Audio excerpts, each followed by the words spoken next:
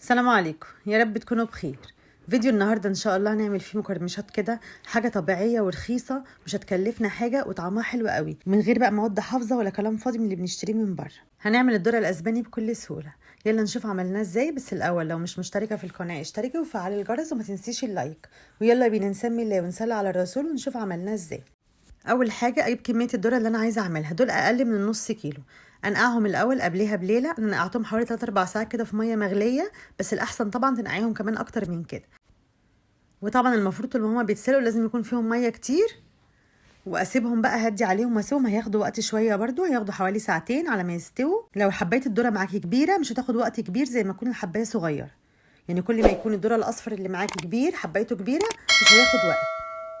واحط حبه كمون صغيرين قوي، حوالي ربع معلقه كمون في قلب ميه السلق. طبعا لو احتاج ميه وانا بسويه زي كده ما احطلوش ميه ساقعه، احط له ميه سخنه او ميه من الكاتل مغليه عشان خاطر يستوي معايا على طول. كده خلاص استوى معايا. اسيبه يستوي كويس برضو عشان يكون طعمه حلو، بس في نفس الوقت ما اسيبوش يتهري. يعني يستوي بس ما يتفتحش كده يتهري. اخده بقى معايا اصفيه الاول. لازم اصفيه، اشطفه تحت الميه واصفيه في مصفى. ما اخليش فيه ولا نقطه ميه. لازم يكون ناشف خالص. اول غسلته بردته وبعد كده صفيته، ما بقاش فيه ولا نقطه ميه.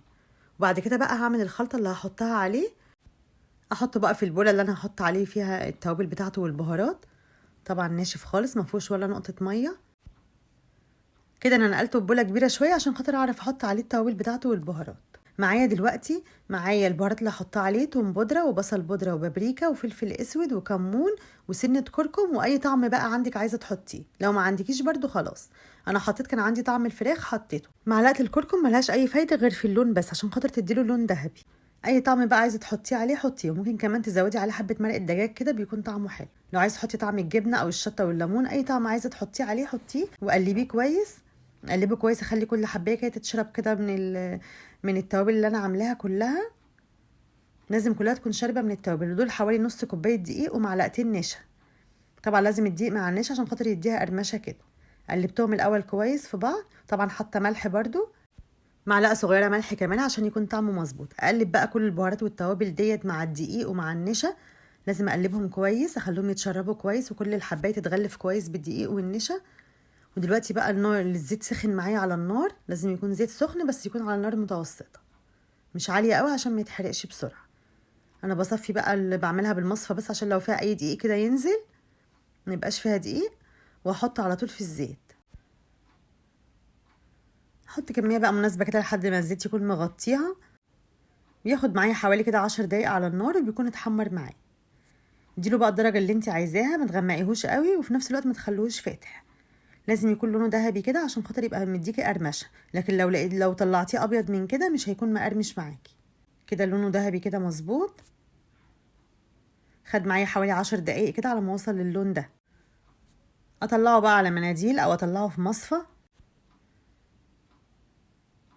حطيته الاول في مصفى كده لحد ما ينزل لو في اي زيت، بس هو طبعا ما فيهوش اي زيت، هو بس يتهوى كده عشان خاطر ينشف ما يبقاش طري. هو ما بيشربش ولا نقطه زيت. احمر باقي الكميه اللي معايا.